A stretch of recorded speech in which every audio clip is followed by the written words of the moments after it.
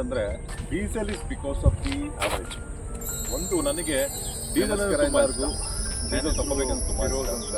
So petrol ಓಡಿಸಿದ್ದೀನಿ, ಗಾಡಿಗಳು sweet ಓಡಿದ್ದೀನಿ, ಬೇರೆ ಬೇರೆ ಗಾಡಿ ಸ್ಯಾಂಟ್ರೋ ಎಲ್ಲ ಓಡಿಸಿದ್ದೀನಿ ನಾನು. ನನ್ನ ಹತ್ರ ನನ್ನದಂಥ ಯಾವುದು ಗಾಡಿ ಇರಲಿಲ್ಲ.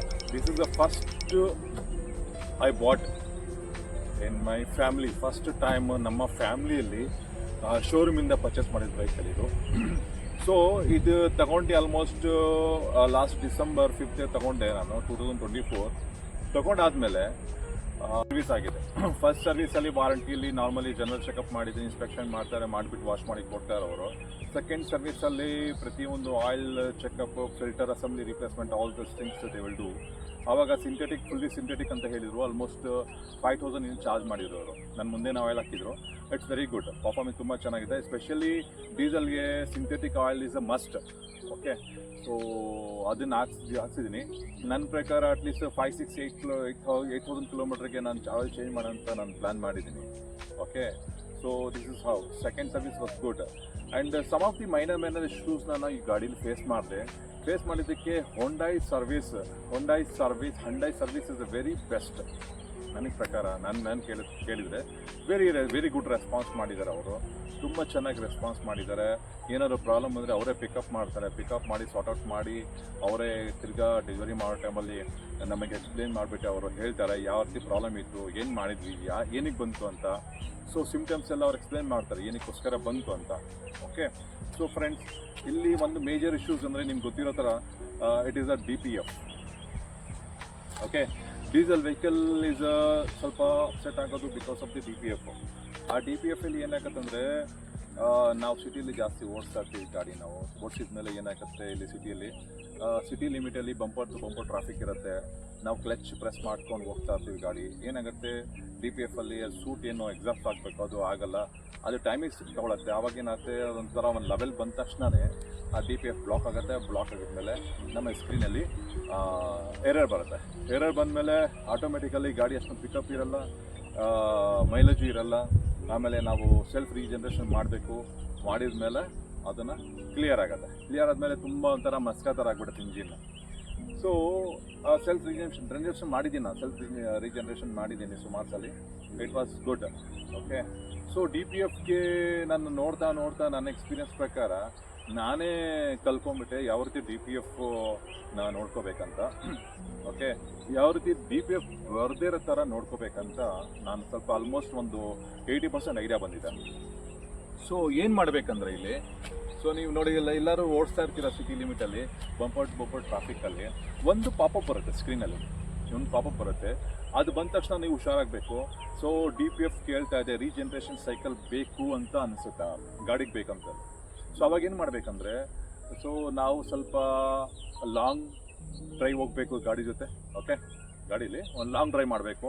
ಆಲ್ಮೋಸ್ಟ್ ನೀವು ಸಿಟಿ ಲಿಮಿಟಲ್ಲಿ ಸಿಟಿ ಓಡೋದ್ರೆ 10 to 15 ಕಿಲೋಮೀಟರ್ 60 ಸ್ಪೀಡಲ್ಲಿ ಹೋಗ್ಬಿಟ್ಟು RPM 1900 to 2000 RPM ಇರಬೇಕು.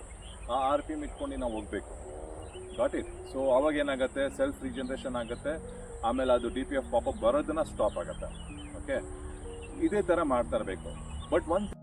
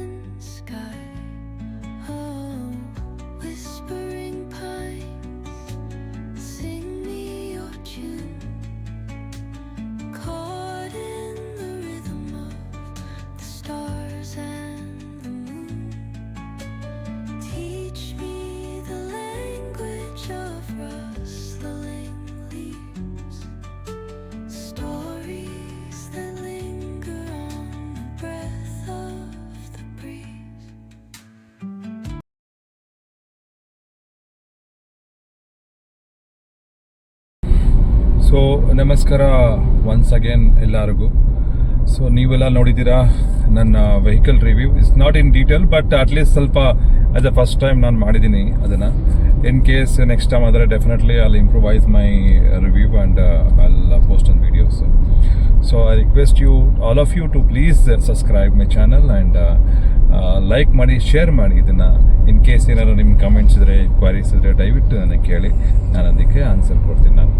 ಸೊ ಗೈಸ್, ಆ್ಯಕ್ಚುಲಿ ನಾನು ಸ್ಟಾರ್ಟ್ ಮಾಡಿದ್ದು ಬ್ಯಾಂಗ್ಳೂರಿಂದ. ಸೊ ಬ್ಯಾಂಗ್ಳೂರಿಂದ ನಾನು ಹೊರಟೆ. It is Mangalore, Hassan, Mangalore, then Kannur, Calicut, ಹಂಗೆ ಬಂದು ಫೈನಲಿ ವಯಾ ಮಂಜೇರಿ ಮುಗಿಸ್ಕೊಂಡು ಮಂಜೇರಿ ವಿರಾಜ್ಪೇಟೆಯಿಂದ ಬರ್ತಾ ಇದ್ದೀನಿ.